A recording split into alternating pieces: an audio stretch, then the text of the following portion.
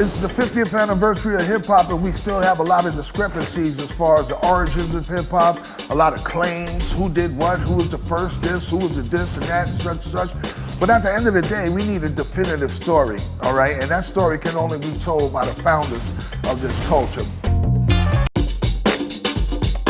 All right, we should be good to go. Yeah. Round 2.5.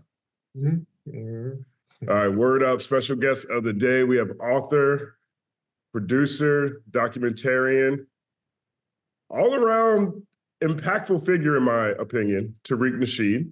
Hey, my man. Thank you for being here with us. Indeed, yes, indeed. Now, I personally, want to just tell you again, I find your latest documentary, Microphone Check, The Hidden History of Hip Hop, extremely well done. I think it's fascinating, and I think it's a great clarifier for a number of people and a number of questions that people have had when it comes to where did hip hop come from, which communities created the elements of hip hop. I think it clears the air quite in a just really enjoyable fashion. Can you talk about the nexus for this idea and what inspired you to do it? Absolutely, and part of the success of the film and the clarity and the impact that the film has had, that's partially due to you, because you are in the film and you brought phenomenal journalism to it to really codify a lot of the stuff that everybody was saying, and you just put a lot of historic context to it, so that was phenomenal. But the reason why I wanted to do Microphone Check is because I'm a historian, and I like to do films that uncover a lot of deliberately hidden history that involves Black people. When I did the Hidden Color series, the whole premise was to uncover history that has been deliberately hidden about the impact and the innovations of Black people globally. I'm also a big fan of hip hop, been a fan of hip hop all my life. And when the 50th anniversary of hip hop came about, we started to see a concerted effort by many people in the dominant media to rewrite the history. And this was something that was coming from the top because all of the talking points were extremely similar. So many people were questioning, why are they trying to rewrite the history of hip hop? Why are they trying to recreate this new origin story? Understanding history, understanding how so many other of our music genres have been co-opted from us, we started to see this is eerily familiar. It always starts with the co-creation myth after something becomes mainstreamly successful. Whenever we create a genre, first the genre is demonized. When jazz was created, they called it jackass music. That was Black music that was demonic. It's gonna make people go out here and do drugs. Jazz was a very demonized art form. Once it became mainstream, well, hell, Kenny G, that's the king of it. Country music as well, rock and roll music as well. So now with hip hop, when it was first created by foundational Black Americans, it was demonized. It was a fad. These guys were doing things illegal. They're spray painting all over the place. They're having these illegal block parties. They're stealing electricity. They're spinning around on their backs. It's not really music. It's just a bunch of gibberish. They're tearing up records. They're scratching you're not supposed to scratch records. What are these vandals doing? So it was a demonized thing, but it became hot. So they tried to play it off as a fad. They were like, well, let's make a quick buck out of these Negroes. It's going to go away anyway. And they found out it wasn't a fad, and it grew and grew and grew, and it became the dominant culture worldwide. So now there has to be a creation story. Well, Black people didn't just create it. It was Hispanics and Asians and Eskimos had a part in creating hip hop too. So it became very ridiculous and silly. So it was time for us to say, hey, let's tell the truth about what really happened. Let's break down these elements and tell people where all of these things came from. And what I wanted to do, which is what a lot of documentaries don't do, I wanted to get nothing but all pioneers. I wanted to get first, the people who were there at the very beginning. Most documentary films about hip hop, they're sponsored by the corporate structure. What they'll do, they'll talk about the pioneers for about 3 minutes, and then they'll skip over to a modern act that's signed to some corporate label. So they never really get to the crust of what's going on with the history of hip hop. And that's what we wanted to do in this film. We wanted to stay grounded in what happened in the 70s and before. We didn't really get too much in the 80s, 90s, all that stuff. We stayed on what went down in the 70s. People talk about that Kool Herc party. Okay, what happened at that party? What happened the day before? What happened afterwards? Who was inspired by what? So that's what the film is about, the real history of hip hop. You know, you described that, you essentially described that you feel like a lot of the misunderstandings or the reinterpretations of it are intentional. Is this, in your opinion, misinformation or disinformation by broader media? I think it is very intentional because the lies are too elaborate for it to be a mistake. There's a book by Jeff Chang, I think it's Can't Stop, Won't Stop, and there's a passage, and we showed a passage of the book in the film. We showed a few books that had passages calling Coke Rock Caribbean. And they would call him an immigrant. They would say he was Jamaican. There was one passage, I think, in Jeff Chang's book talking about how Kool Herc did his first party and he brought the rhythms of Jamaica, the sound clash, and the toasting from Jamaica. It was a big, elaborate lie. That's not a mistake. They deliberately put that in there knowing that it wasn't true. As we saw in the movie, Coke Rock is not Caribbean. He's not an immigrant. His family's from the North Carolinas, well, North Carolina, South Carolina. So stuff like that, those are not mistakes. These are very deliberate things. So when people are lying deliberately or deliberately being truthful, I want to know why. So I want to start uncovering, because they do that with our history all across the board. They will deliberately omit certain things about our history. So it's up to us to call it out and uncover it. And that's what we did with the movie.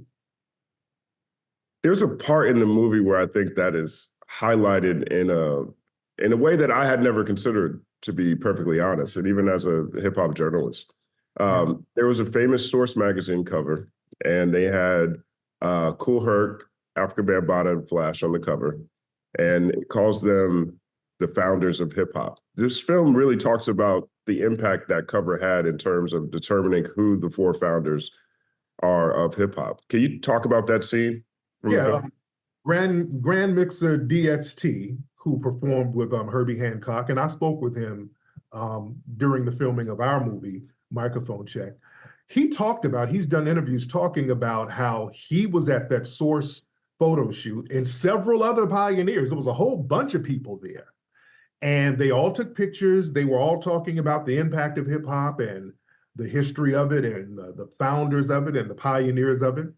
And then in that photo shoot, they took three of them to the side, at Bambaataa, Flash, and Herc, took pictures with them and then said, hey, the founding fathers of hip hop, the three founding fathers. And DST said, you know what, we felt a certain way about it, but the mistake we made was like, whatever. They dismissed it, and that was a mistake. They didn't say anything then. Then that myth just kind of grew and grew and grew. I think one of the reasons why they chose those three is because their Caribbean background. They've ignored a lot of the foundational Black American pioneers, and we talked about those guys in the film. Smokey, John Brown, who Herc saw this guy named John Brown DJing and playing breakbeats before his party in the Bronx. We talk about Disco King Mario, who was a very important figure in early hip hop because this guy was the one getting all of the venues. He was part of the Black Spade, so he had street connections, so he could go around the Bronx and kind of move and shake and get venues and bring equipment to certain places and open the door for a lot of the hip hop pioneers. And also Kool Herc would actually, if you look at Kool Herc, he would somewhat dress like Mario. Kool Herc said early on when he came over, he was looked at as a hick. He would dress in these, these funny clothes, and he would get clowned. And they would kind of rank on him, and that would make him step his game up a little bit. So that Source magazine cover was very, very instrumental in helping to create the three founding fathers myth. Yeah, I mean, all of these, the film does a great job of showing how all of these critical moments are connected, and on the Caribbean front, for example, there is a lot of conversation that hip hop was derived from Jamaican toasting or influenced by Jamaican toasting. How, since Kirk and Flash and Bambaataa have Caribbean backgrounds, they brought some of the sound clash, elements into hip hop culture. But it also points out that there wasn't Jamaican radio playing in the Northeast at that point in time. In fact, it was vice versa. In Jamaica, you could get Miami radio stations. And New Orleans. Yeah, exactly. So you can get it down, in their countries. If this was done on purpose, for example, if this is rather than just an oversight, it's something that's very intentional. It seems like it. Right. What do you think the goal is? I mean, do you think it's a conscious thing against foundational Black Americans, or do you think it's just something that happens when people see a community that, maybe doesn't know exactly how awesome some of the things we've created really are? I think it's a very deliberate thing, because there's always been a thing where nobody wants to give foundational Black Americans specifically credit for the things we create. It's the slave thing where everything we create, it's supposed to be shared. We're supposed to sacrifice all of our innovations for the good of everybody else. So if it's positive, if it's negative, it's some kind of pathology. Well, this is Black. That's Black culture. Look at them. Look at their criminality. Look at their baby mamas. That's Black culture. If we create something that's semi-positive, well, it was the Irish who told them how to dance, and it's always a co-author story when it's something constructive. And again, the whole Jamaican toasting myth, that was a very deliberate lie. They pulled that up just out of thin air. Nobody in the Bronx told them about no Jamaican toasting. That was something that the media created. Herc never said that, by the way, with all credit to Herc. Herc never said that, well, back in the day. I don't know if he's changed the story now, but Herc would pretty much admit, hey, I didn't play Caribbean records. The audience didn't like reggae back then. He admitted that. He's also admitted in interviews, the sound system, I got that from American Black people from Brooklyn. They were doing the sound system. I didn't get that from no Caribbean guys. So that whole toasting thing, which a lie that started in the 80s, all of the pioneers, and we had them in the film, microphone check, saying all across the board, we never heard of Jamaican toasting. We were not influenced by Jamaican toasting. It would make no sense for us to do a genre that we can't even understand. We don't even know what they're saying, so we wouldn't emulate that. And plus, we played in the movie, microphone check, we showed where we're already rapping over beats going back decades, going back to the 20s, 30s, 40s, 50s. We're already rapping over beats. So we definitely didn't get anything from nobody. We already had these things within foundational Black American culture. Fat Joe and Crazy Legs, they were two people that I saw during Hip Hop 50 who've been, honestly, it feels like over time they've been claiming more and more real estate within the hip hop creation story. From my point of view, this isn't a shot. I think it's just what their interviews look like when they talk. But Fat Joe said it was 50-50 Latinos and Black. Crazy Legs said that Latinos essentially created modern breakdancing in that element, and said Disco King Mario was Latino, which he wasn't. I think maybe he just thought the name Mario sounded Latino in some capacity. But then I also question it because he was actually there. That actually felt like a very weird thing to say. But the Latino element of hip hop to me feels like, because there was a lot of Puerto Ricans and Latinos in these communities, and they were all participating in a lot of ways, they feel like because they were there, that they're part of the origin story, or at least they're part of the creation of it rather than, I don't think we can discount the Latinos community's embracing of hip hop culture and things that they've added to it.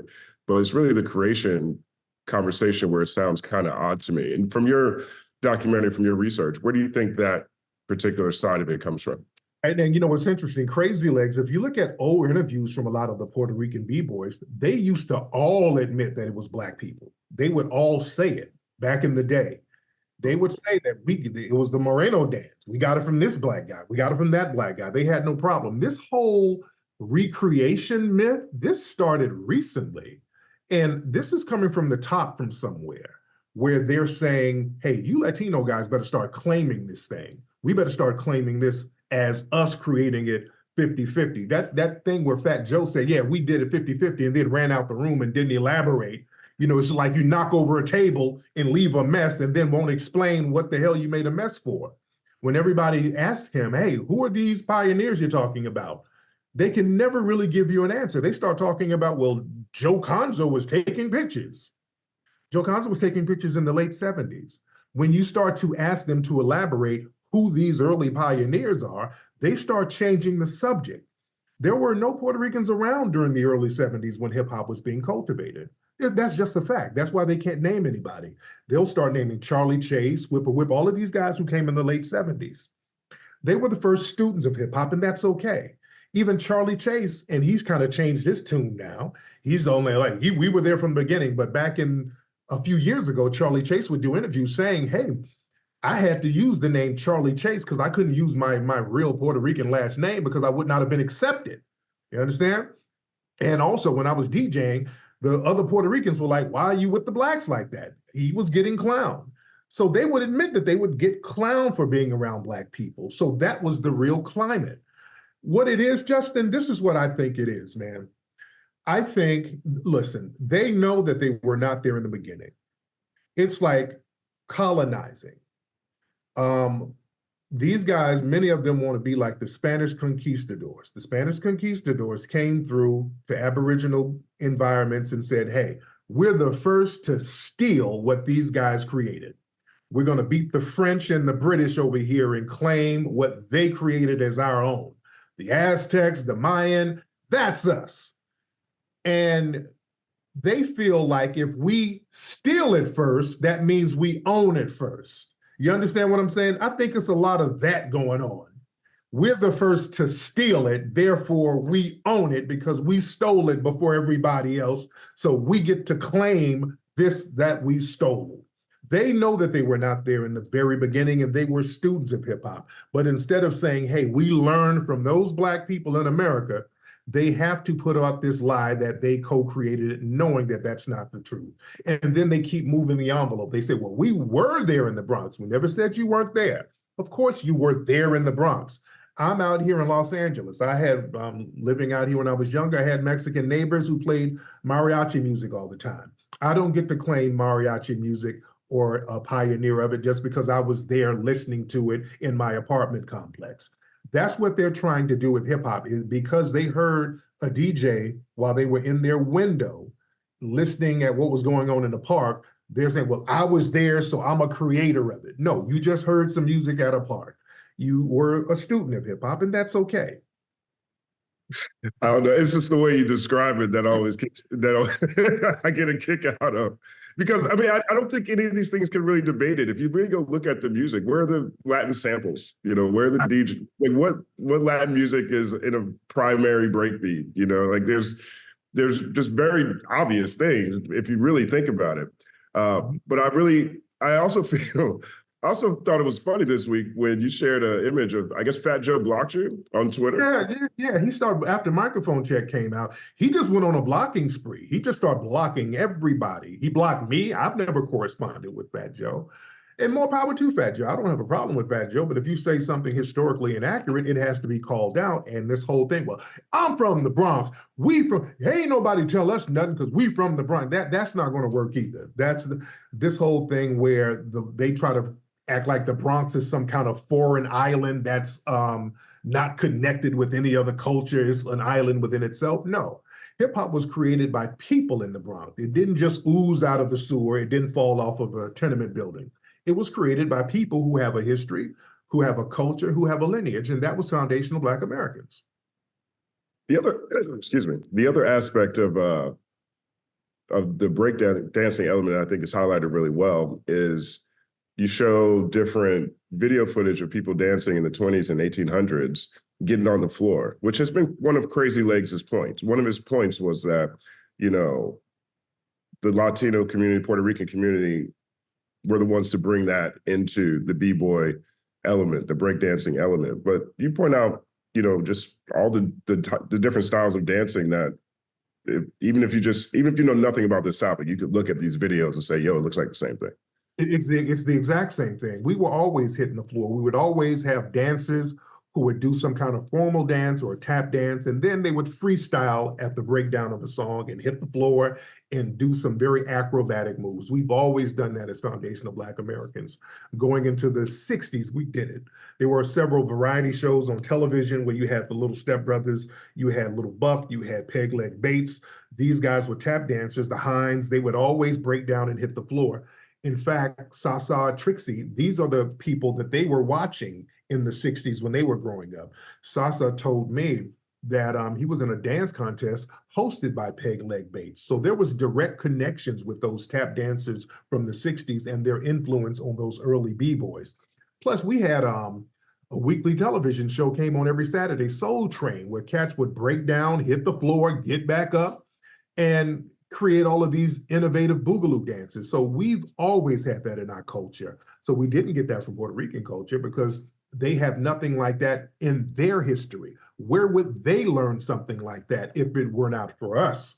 So we got to put everything in the right context. Now, the Puerto Rican guys came in the 80s, and they did phenomenal things with b-boying. We give them credit where credit is due, but they're students of it. And that's okay to be a student. You shouldn't want to try to co-opt the creation story as your own, because I think that's very disrespectful to foundational Black American culture. That's like a spit in the face where we're not going to give you credit for what you created unless we can get co-creation credit. That's extremely disrespectful. And that's not a sign of unity. That's a sign of co-opting.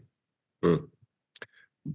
You know, we have two elements left. If you can't tell, we're going element by element here. Because the documentary does such a great job of really analyzing each aspect of hip hop culture. The MC element to me, you know, was, I don't know if you went into this thinking how, you know, funny these stories might actually be. But DJ Hollywood is a huge part of the origin of the modern MC. And DJ Hollywood was primarily a disco DJ who had a lot of influence on the youth, the kids who were coming up doing hip hop. And but he was flashier than most, but a lot of people seem to borrow his style. Can you just describe DJ Hollywood from your perspective in the film?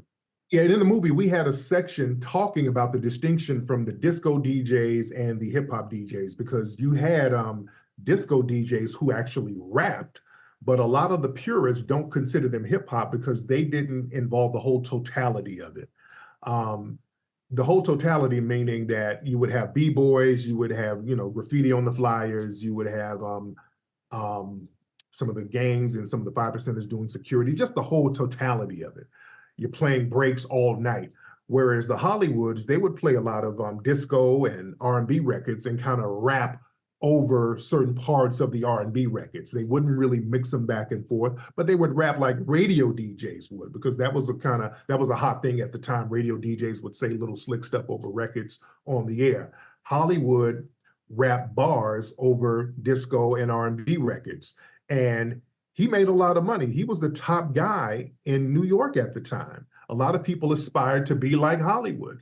Melly Mel got a lot of his style from Hollywood. A lot of people got that. In fact, the Sugar Hill Gang, the Rapper's Delight, that sound like what Hollywood was doing. The whole Big Bang, that sounds like Hollywood. Even the Hotel Motel, that's Hollywood was doing all that stuff. So he was very, very influential in the early hip hop. I think the Fatback Band, who made the actual first rap record, technically rap record, I think they heard Hollywood at a club and then they emulated what he was doing with Personality Jock. So his position in hip hop and the influence on hip hop, it's there. And his story needed to be told because he's been left out a lot of the narrative. And I thought it was very important to get him in there to tell his story. And he was very funny in the film too. And we showed some of the people who opposed some of his thoughts, like Charlie Rock was like, well, no, Hollywood told us to get out of here with that hip hop stuff. He didn't like it, which he didn't, because Hollywood, and his justification was like, I'm playing in upscale clubs. You got to have shoes. You got to kind of be well dressed. These are hustlers in here. I'm making $1,200 a night in the 70s. This guy is in his early 20s making that kind of money, driving Cadillacs around Harlem and the Bronx. And he's like, I'm not going to a basketball court party for free. you know, so I get it. I get it. So we have to tell that whole story and put it in the right context. Yeah.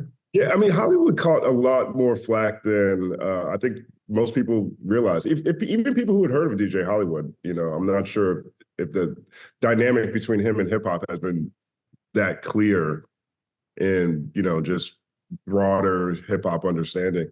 You know, DJ Hollywood has a line. It's almost like he's on the defensive in the documentary. I think that's fair to say. And maybe he's just coming from a clarifying place in terms of staking his claim on the impact he had on what became a global culture in its own, what the MC became.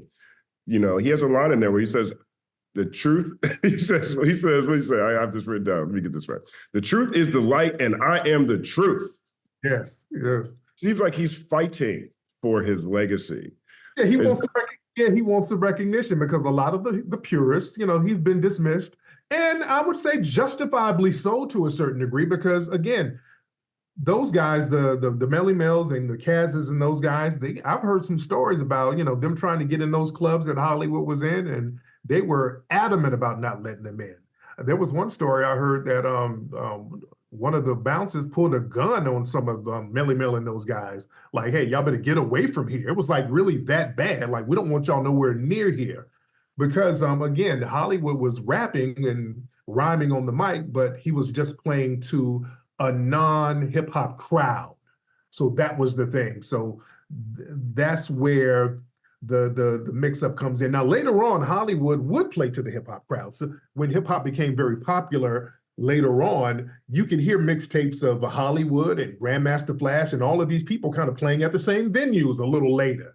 But a lot of them didn't forget early on, Hollywood was kind of fronting on them because Hollywood was the guy. And he was like, hey, I can't have y'all in here in sneakers and jeans messing up my money up here. So I get it from both sides. I understand from both sides. You know, this season has been showered in rap beef. You know, yeah. Is there a parallel between DJ Hollywood and Drake? To a certain degree, because at the time, Hollywood wasn't really beefing with any MCs on the mic because they weren't even in the same venues to beef with each other. Hollywood was just kind of on a different level. And truth be told, a lot of the cats who were playing at the parks and playing at the high schools, they wanted to be like Hollywood. Hollywood was the inspiration. They wanted money. They wanted the Cadillacs and the fur coats and all of that fly stuff. They wanted that. Let's be very clear. But again, Hollywood was like, hey, take that broke stuff away from here. So they were kind of hating, you know, there was a lot of hatred and venom from the sidelines. Now, as far as rap beefs and the comparisons, Busy B, he was in the movie Microphone Check, and he was in one of the first viral rap beefs with him and Kool Moe Dee. That happened in 1981 in Harlem World. And that was one of the first rap battles where the MCs got real personal with each other. Generally, when guys would battle each other, their rhymes would be kind of general. I'm the best in the world. I take your girl. You look like you got a Jerry curl. It was just whatever. It was very vague. Kool Moe Dee attacked Busy B on a level that was never heard of before, where he's like, let me tell you, Busy B, your style ain't shit, and you bit your style from the love bug, all that put that Bob bullshit on hold. I mean, he just really, really broke this man down personally. And that changed the way rap beefs and battles were conducted. So now it went back to the dozens where I'm going to go in on you personally. A few years after the Kool Moe Dee Busy B battle, and that blew up Kool Moe Dee's career. He got a career out of that.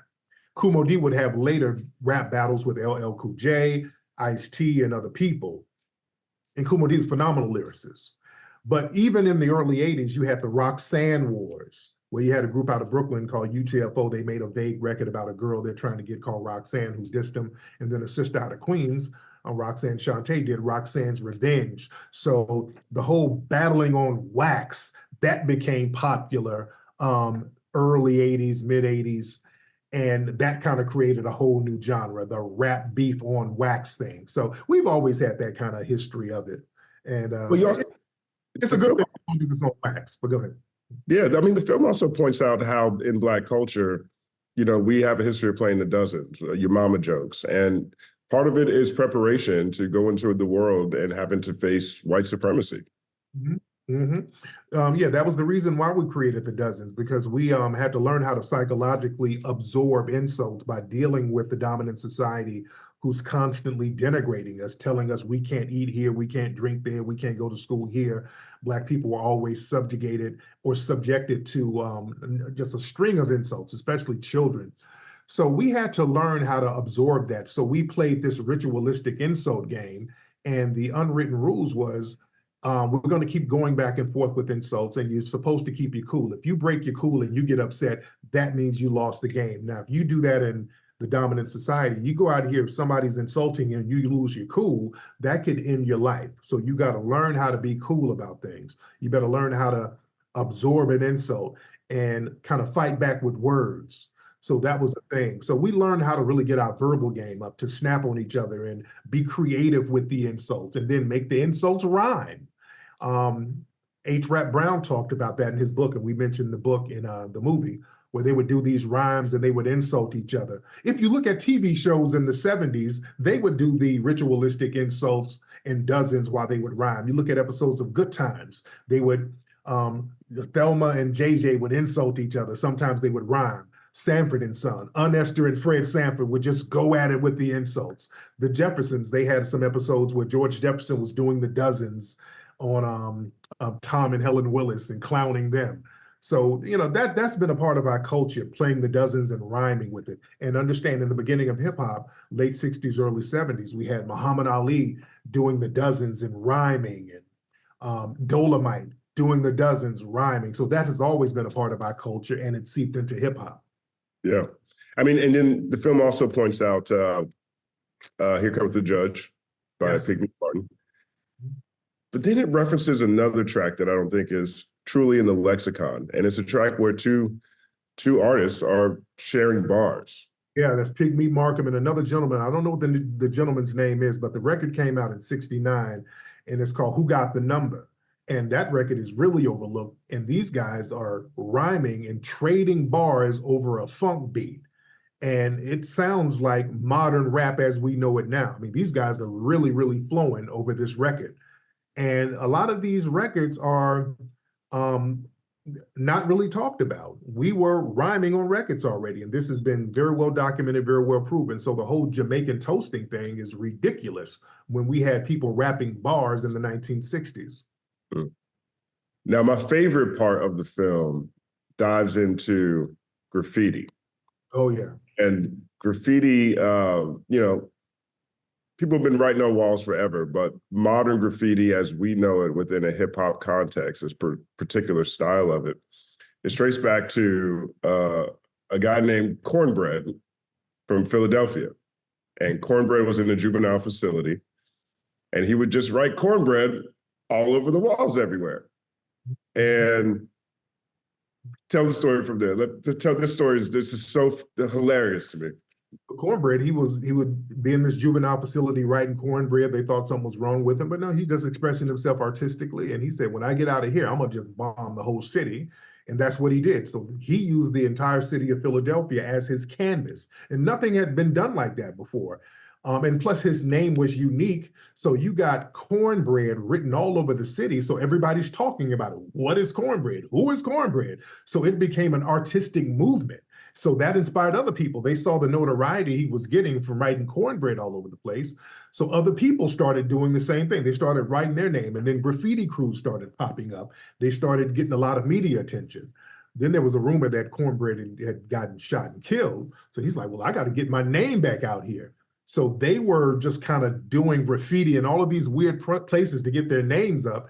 So he's like, okay, how do I get my name back out here? He's like, I'm going to go bomb the entire Philadelphia Zoo. Let me go bomb the zoo. So he went to the zoo and bombed an elephant. He wrote Cornbread Lives on an elephant, and that got media attention.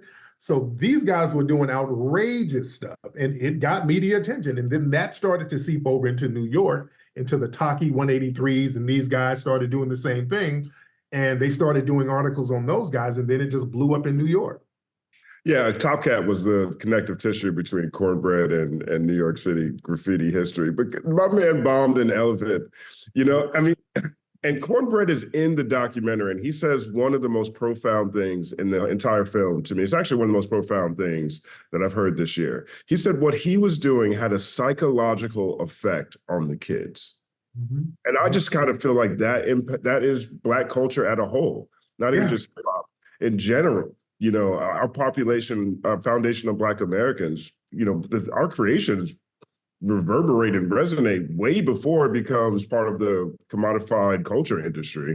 And then once that happens, people start trying to say that they created them in the first place, which this film talks about so well. A psychological effect on the kids. Because Cornbread, it was the guy they threw him away. He was in a youth facility.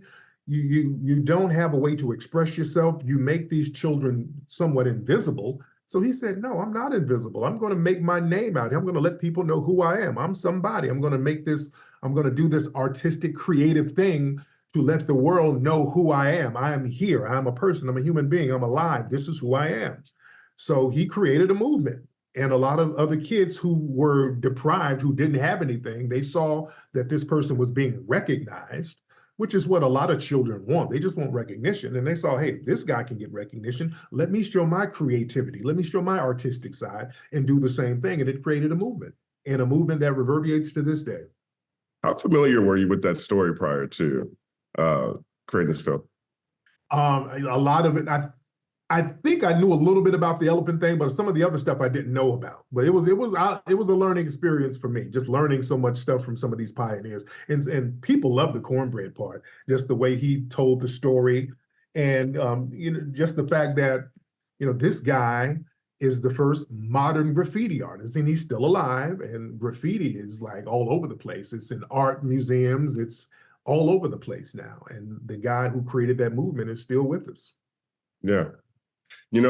With this Kendrick Lamar Drake back and forth this year, it's resonated most deeply with me because it does feel like it's very unique in a rap battle sense where you have ultimately two clashing cultures, right? Drake is the first international artist to break America in hip hop ever in a major way. And I don't think that, and I think because, his father's from Memphis and he grew up in Canada, I don't think people really think about the subtle cultural differences that's really there between, two neighboring countries. And Kendrick Lamar highlighted all of that, everything in this back and forth. Kendrick Lamar took a very foundational Black American perspective in every element, every song that he put out. What was your reaction when you saw those two go back and forth? And now that it seems like it's died down, how do you feel it played out? It was very interesting. And at first, I was kind of giving them kind of a tie because Drake was putting out some good stuff. Kendrick was kind of taking his jabs here and there. But when Kendrick did They Not Like Us, and he started using a lot of Drake's words against him, I was like, oh, Kendrick, he killed him on that. So it was a very interesting, and it was a very good rap battle. And the fact that Kendrick had the delineation vibe, hey, like this guy is a foreigner talking about freeing the slaves. What is he talking about freeing the slaves? What's this guy coming from? So that's the thing that really got Drake. That bested Drake. And when Kendrick was talking about how Drake has to go to Atlanta to click up with artists down there, and he was getting them. He was getting them on the delineation front. So Kendrick is very tapped in with the grassroots movement right now. And that gave him a major advantage. And that's hip hop at its core. If it ain't local, it ain't live. It does come from the bottom. It's very difficult to just come in super funded, drop your songs and have the culture respected in a real way. And there's a video that actually went viral. And people are describing this as, an FBA perspective. There's a young girl, she's reacting to the rap battle, and she's talking about how it's bigger than that. We'll play about a minute of it if you have a chance. What's your reaction? Music, these hip hop artists, this is not just a fucking rap song. This is our life. And if you don't get that shit, that's cool. That's cool. Just don't speak on that shit. This is more than a rap beef. This is Somebody actually giving a damn about what the fuck we go through. And just because you got a check, you don't get to sit here and make a mockery out of what the fuck we actually live through. So disrespectfully, if you think that this beef is just some bullshit or it's just a rap song and these are just some rappers and this is just some bullshit, don't associate yourself with me. And I mean that shit. Don't associate yourself with me. I'm trying to get up out of this shit. I don't. What's your Yeah, take on I saw that video. She's very passionate, and I think she's passionate because we're now seeing people speak up for foundational Black American culture, and our culture has not been spoken up for a long time. Everything we do, it has to be included in basically global minorityism. Everything we do has to be in the framework of minorities. So now we have people, and there's a movement of delineation, a movement of us saying, hey, foundational Black American culture is this, this, this, this, this. You have Drake talking about this. Even people like Floyd Mayweather talks about our culture here. Hey, I'm a Black American. I don't, I'm not African American. So we have a lot of people really starting to circle the wagon around our culture. And we should have been doing that a long time ago. And people are finding strength in that. We're digging back and recognizing our ancestral lineage here. And we're gaining strength from that. We're gaining inspiration from that. And we're not letting people exploit that anymore. We're starting to call people out. If you're an outsider and you're participating in our culture, we're saying, okay, man, you better respect this culture that you're participating in, that we created. So a lot of people are very passionate about that. And the Kendrick song, Kendrick embodied that. They Not Like Us, he embodied that all the way. That's why that song resonated so much with people. I get a lot of feedback from my audience, arguably criticism, when I point out how Black people are not immigrants. Indigenous people aren't immigrants. Black people aren't immigrants. We didn't come here for opportunity. We were the opportunity. And so people don't necessarily, and then I also get a lot of people from the Caribbean or from Africa or Black people from other countries who feel like that's a bit xenophobic. We need to think about, the collective global Black experience. And so it's a slippery slope. The number of times I hear it's a slippery slope when Black people organize. And that's a bad faith argument from them. It's not xenophobic because what happens is when some of the African and Caribbean brothers and sisters, when they do something constructive, they are the first to delineate. If you look at an award show, when you have Caribbeans or people of Caribbean descent, when they win something, boy, they make sure that they let folks know that I am Jamaican. Shirley Ralph won some Emmy Awards, I think, and they were yelling about her being the Jamaican American, Jamaican. They just went on and on about her being Jamaican American. They didn't really emphasize that too much before. When she started winning, they started to overemphasize that. Other people too, when they win an award, when they get a PhD, this is Ghanaian, this is shout out to Ghana, shout out to Nigeria. Okay, that's fine. When we do something constructive, when we say, hey, shout out to the foundational Black American family, oh God, we all in this together. No, we have a lineage that's unique, just like they have a lineage that's unique. So it's nothing wrong with us recognizing the achievements in our lineage, because what happens is, and this is what I have a problem with, people delineate from us, from foundational Black Americans, when they do something constructive. Now, if a Nigerian or Ghanaian robs a liquor store, well, hey, we all Black now. Don't separate us. We all Black. No. Let's delineate all across the board if we're going to do that. Don't dump your trash on us and then you separate your treasures. Don't separate the treasure and dump the trash. So we're going to delineate, do it all across the board. If we're going to come together, let's come together all across the board. Where did you come up with the term foundational Black Americans? I know that you look at foundational Black Americans as a people, and there's ADOS, which is more of an organization, it feels like. How would you delineate between the two, and what inspired you for that phrasing? Yeah, ADOS, that's kind of a dead brand. Nobody really uses that anymore. And they kind of fell off about 4 years ago. That was a organization, and they were really confusing people. They were trying to kind of claim a lineage, and the whole term ADOS, that came from a guy out of Kentucky. He had the descendants of American slaves, or he was talking about reparations, and some of the leaders from ADOS kind of stole that from him and then tried to remix it and never gave him credit. and then said they were the leaders of ADOS, and you can't be the leader of a lineage. I started talking about Foundation of Black Americans based on the work of Claude Anderson. He would always refer to us, and he's been doing this for like 40-something years. He would refer to us here as Native Black Americans. And he was one of the first people that I heard talk about how unique our lineage is here, how we are not really African Americans because we had somewhat of an ethnogenesis. And our experience here is very unique. So I would often use the term Native Black Americans. I was using that for over a decade based on Claude Anderson. The problem is sometimes people thought that I was talking about a Black, like a Black Cherokee or a Black Choctaw. They would kind of get confused when I would say Native Black American. You mean somebody who's mixed with Red Indian? No, I mean a person who's like the foundation of this country, a foundational Black American.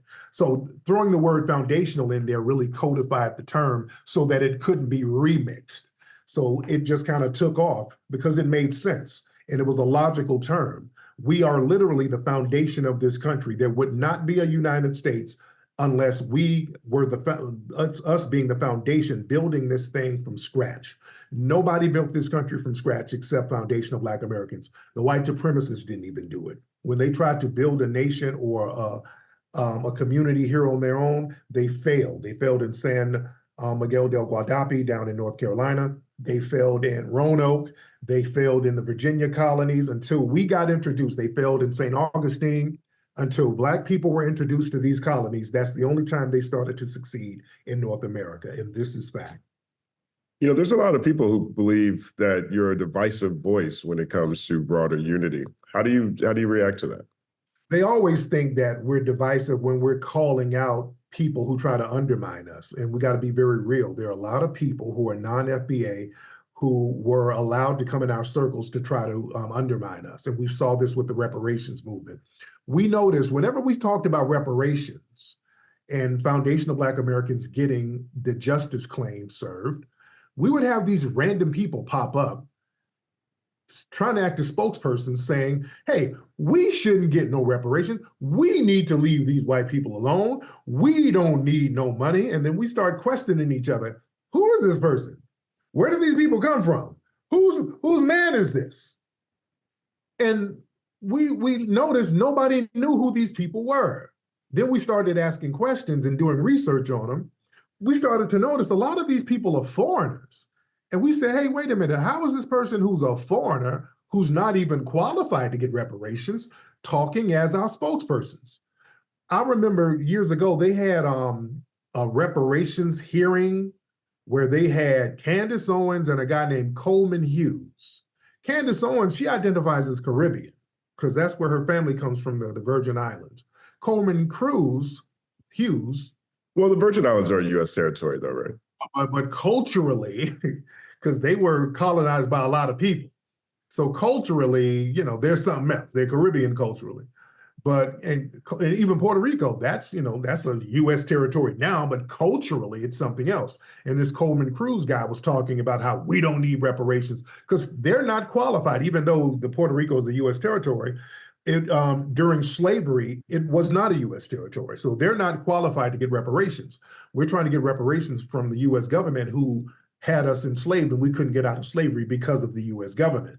So a lot of these people don't have a legitimate reparations claim. They came later and they try to act as our spokespersons to undermine the reparations. So we started to say, hey, we have to call these people out and delineate from these people who are not supposed to be our spokespersons or our representatives. So we've been gatekeeping our culture, rightfully so, because we can't go to the Caribbean, we can't go to Africa telling them what they shouldn't get from the British and the French and the Portuguese. They wouldn't allow it over there, and we're not allowing it here. Let's say you have a person who is half FBA, half U.S. Virgin Islands. Mm-hmm. Like, now, maybe not in the immediate term, but if you go back to through their lineage, right? How would reparations work for people who are at least, you know, a half, a quarter, 75% FBA? Right. How does that work from your math? It works because if you were born here, born on U.S. soil, you got a parent or a relative, one of your parents comes from an FBA lineage, then you do qualify. what happens is people try to muddle the water sometimes. They'll try to say, like I was arguing with somebody about Drake. Somebody was trying to say, well, Drake, couldn't he qualify for reparations? Because his dad is FBA, but Drake was born in Canada. Drake is a Canadian. So he's not a foundational Black American. He's a Canadian who has foundational Black American lineage.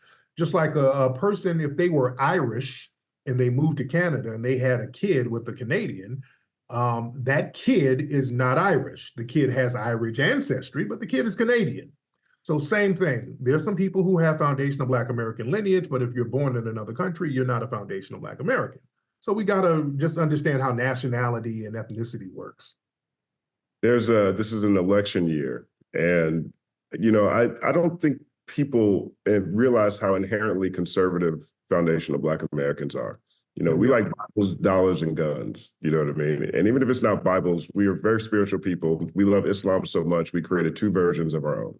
We created the Nation of Islam, we created 5%, right? We want our land, leave us alone, and that more so aligns with the red team. But for some reason, we're always lumped in with the blue team. And when people ask me why, it's because I don't think that people understand how the red team isn't as conservative as they're branded. I think they're more Confederate than anything. Oh, yeah. And that wasn't the case, that we wouldn't be necessarily put in with this blue team population of people who, generally speaking, we have a lot of conflicting ideals on. Yeah, right. A lot of the people on the so-called right, they're not really conservative. These people will change a political party like they change clothes if it doesn't work for white supremacy. It's all about who's maintaining white supremacy. We got to remember the Democrats were the Confederates early on. The Confederates were the ones with the Confederate flags. These were Democrats. And then when they saw that Black people might be getting something, they flipped and said, okay, let's go to the right. Let's be Republicans, because they look like they're going to maintain white supremacy for us. And that happened kind of in the 1960s. Lyndon B. Johnson, when he passed the Civil Rights Act, he understood, and I think there was a quote where he said, if I'm gonna have these niggas voting Democrat for the next 100 years, he said something to that effect. And it's true, with the Civil Rights Act and stuff that he passed. And he was a staunch racist. The FBI, they got tapes of him referring to Black people as niggas, calling Dr. King nigger preacher and all types of stuff. But, we had to force our hand and hit the streets and made them sign those Civil Rights Act and those fair housing bills. So whatever party seems like they're doing the most for Black people, the dominant society will kind of flip to the other party. Whatever party seems like it's going to maintain white supremacy, that's where they go with. They don't care nothing about conservative or liberal. We are very conservative as foundational Black Americans. But we also want change, because dealing with white supremacy, we want something new. We want something different. So the Democrats always come to us with some new idea, and we just kind of run with that all the time, which is a big mistake. Do you vote? Do what now? Do you vote? I do. When I see something on the agenda, and I'm not going to vote just to be voting. I did that last time with Obama. I voted for Obama twice, and he let us down tremendously. So, I learned my lesson to say, hey, if I'm going to vote, we're going to get some out of this vote. I'm going to really work my vote this time. I'm not going to just give my vote to somebody just to give it to them, and then they turn around and engage in benign neglect. They're going to have to come through with something tangible. Other groups get tangibles for their vote. They got to give foundational Black Americans something tangible for our vote. I think Obama did the closest thing to anything tangible for Black Americans, right? We got healthcare and cameras on cops. I think those are 2 very tangible things, even if they work with broader people. And I know that other presidents, other administrations will focus on who their base is and just give them certain considerations and such when they're in office. Obviously, we know the complications of being the first Black president trying to do something for Black people, as you've described in a number of ways. But healthcare and cameras on cops, that's significant. The healthcare, that was a lift-all act. You do a lift-all and everybody gets something in Black people too. That's an all-in lift-all. So that wasn't specifically for us. So we get the residual benefits of the dominant society. When you lift everybody up, the wealth gap is still maintained. That's the problem. We have to get specific upliftment because we were specifically targeted. when they lift everybody up, you keep the same position. We're still going to be on the bottom. You just put us on a table and everybody's still a little bit higher than us. They uplift the Asian community. If they're targeted, we're going to give a specific bill for the Asian community. If any Jewish people are harmed, we're going to have specific tangibles for them to get them where they need to be. They do not do that with us. We always get a part of the lift-off program. And also with Obama, he put the cameras on cops, but he also signed the Blue Law Act, which gave extra protection to police. So even though we'll see them on camera doing something, they get this like immunity from their actions. And Obama and those guys, they never punished, they never punished any police for harming Black people. They didn't punish anybody for harming Black people. So it was a nothing burger. So having a Black face in a high place, if they're not going to punish the people who are harming us, that's just symbolic nothing burgerism. I mean, what do you mean by didn't punish any police? I mean, obviously, you know, organization, obviously, I'm not sure if there's any federal laws that were passed. I guess that's more so what you're referring to, right? Because we did have a lot of situations following Mike Brown or Philando Castillo, where we did see a lot of, you know, police officers who were taken to court, who were convicted. There's, I mean, I can't think of his name right now, but in Charleston, South Carolina, you know. The Walter Scott situation. Well, yeah, that cop's in jail right now. Right. Are you actually thinking from a federal policy standpoint? Right, yeah, because I remember, speaking of Mike Brown, they went in there and said, hey, there's nothing we can do. You know, Eric Holder and those guys, they didn't do anything. They didn't do anything about Zimmerman when he killed Trayvon Martin. They're like, oh, there's nothing we can do. So they played that game. And remember, a lot of the riots and the uprisings, that happened under Obama. The people had to go to the streets to try to get some justice because we weren't getting it from the first Black president. And not only that, he was saying, hey, y'all Black people, stop all that rioting and take your ass home. You know, he was kind of denigrating Black society for hitting the streets. He was the one allocating the billions of dollars for the military weaponry to go out there. I remember going to Baltimore for the Freddie Gray uprising, and it looked like Beirut out there, some of the military weapons that were employed and deployed out there. And this was all under Obama. So, you know, I can't give him credit for anything. Obama was part of the problem. He was a symbolic nothing burger. And that's why his legacy has kind of been ruined. His name, Obama ain't really out here in the streets like that no more. He can't really come around the block. People remember his legacy. And, you know, it's tainted to a certain degree. And one of the more cynical things I think is hilarious when they talk about Obama and Kamala, truthfully, it's like our first two Black representatives somehow missed slavery twice. Oh, yeah. Oh, yeah. Both of them missed slavery twice. It's such an immigrant nation. Mm-hmm. And that's another thing, too. They deliberately get people in high office who are not of foundational Black American lineage. I want people to understand that too. Obama, not of FBA lineage. Kamala, not of FBA lineage. Colin Powell, not of FBA lineage. Eric Holder, not of FBA lineage. And that's by design, because they understand people, if you're from a certain lineage, just instinctively, your ancestral memory will have you do something for the lineage that you come from, just instinctively. And they understand getting these non-FBA people here who don't share a camaraderie with our lineage, it's not going to bother them to neglect us. You understand? Just instinctively, you're going to do something for your lineage. People talk crap about Marion Barry. Yeah, he had crack and all of that stuff. But Marion Barry, from Foundation of Black American Lineage, he looked out for the Black people in DC. He was a rider. Some of our people who come from the lineage, you're going to look out for the people in that lineage. Just like Kamala. Kamala comes from Caribbean lineage. She looks out for Caribbeans and other immigrants. Obama looks out for fellow immigrants. They're going to look out for people they have a camaraderie with. We think just because a person's Black, they're going to automatically have a camaraderie with us, and that's not necessarily the case. A lot of them look at themselves as Caribbean first. A lot of them look at themselves as an African immigrant first. So we got to really understand that dynamic. We think Black people, we've always had this thing, you're a Black person, we're supposed to be on code with each other, we're going to look out for each other. But other people, it's not as reciprocal with other groups. Do you remember the skit on In Living Color? It's called Hey Mont. The Hey Mont skit. Oh, yeah. I thought it was funny. It's probably xenophobic to some degree now. Everything is something. Everything is something now. But in retrospect, that was my first media introduction to the differences within two different Black cultures. You know, that maybe it's xenophobic as hell, but you know, I don't think it was. It was the whole joke was Jamaicans work a lot of jobs, and I think that it was kind of a backhanded compliment. Just talk about, well, they work hard. They come over here and work a gazillion jobs. So that was the whole. Was the other side of it though, because we're very used to people from the Caribbean, or very used to people from the Africa looking at us as FBAs as being lazy. You have one job, great job. That's what that.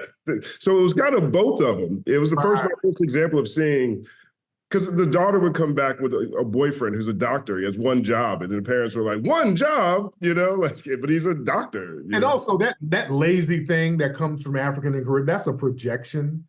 Foundation of Black Americans, and Dr. John Henry Clark talked about this. We built the most institutions independently than any group of Black people globally in history. No one has built more institutions than Foundation of Black Americans. We've had hospitals, HBCUs, corporations, Black Wall Streets, several Black Wall Streets, not just the Central Avenues out here, Miami, we had Black Wall Street. We had so many institutions as Foundation of Black Americans, as opposed to certain other groups where they want to talk about lazy.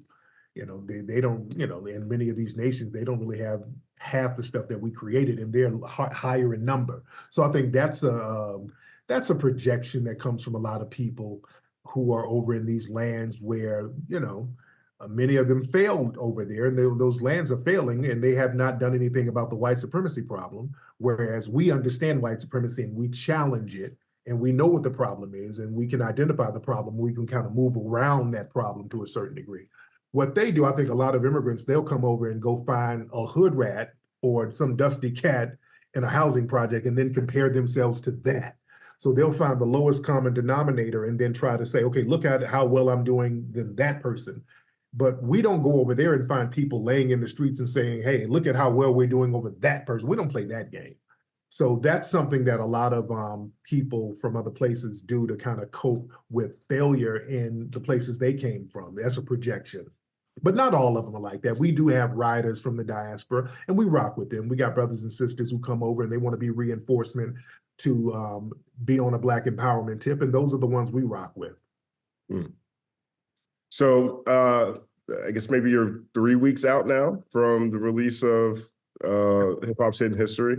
You've been selling out theaters nationwide. Yeah. Are you gonna do another run in theaters? When's it coming streaming? What can people expect? We're trying to do another theatrical run for a whole week in July. We're working with the theaters now. They're getting everything together. They're getting the scheduling together. And this is going to make the film Oscar eligible, because there's a lot of talk now where people want to help get this thing nominated for an Oscar. And I think we have a fair running. It's a phenomenal film. And I think we can get this thing nominated. So we're going to have a real big push on that pretty soon. But people can get the Blu-ray. You can go to microphonecheck.com, get the Blu-ray. And when it goes back into theaters, you got to experience the movie with a crowd. Being in theater with a lot of people, it's an experience that you have to enjoy with people. You'll really enjoy it when you go out there and see it with the family. What do people do without optical drives? I don't know. It's a real thing. My laptop doesn't have an optical drive. I happen to have the right PlayStation 5 to play to play a Right. Yeah, because a lot of people do have a PlayStation, Xbox, so they do have that. They have that. But we're going to have it streaming too. We got our streaming site, FBA Stream. It's going to be on that streaming site pretty soon. So yeah, but for now, the people, if you got Blu-ray players, you can get it and just have a physical copy of it. And it's going to be streaming after we do the theatrical run again. Are you surprised at the reaction and accolades and the turnout? Oh yeah. Well, I didn't. You know what? The film was so long. My thing is, okay, I hope I didn't go too long. I hope I didn't get too deep with the film. And people were like, they were glued to the screen. They were like, this is phenomenal. So we did what we're supposed to do. So I was pleasantly pleased to see people appreciate how deep we went with it, because people have short attention spans. This is the TikTok era where people want to watch 15-second videos and 30-second videos. So for people to sit through a 2-hour, 20-minute movie and just be enamored by what they're seeing on screen, then I think that's a phenomenal thing. It's a fast watch. Yeah, it goes by fast. Those 2 hours go by real fast. Yeah, it does. Tariq Nasheed, thank you so much. I'm honored to be in the film. It's fantastic. I'm ecstatic you're having so much success with it. And is there anything else you'd like to share or let people know before we close out? Everybody just go to microphonecheck.com, experience the film, share the film. When it hits the theaters, just go see it in the theaters again. Word up. It's all happening. Well, I know for a fact that the B-Boy stand started from the guards, the 5%ers that would be at the jams back in the days who were acting as security. If they get the real truth of how it all was created, then so many lies would not be able to be in existence.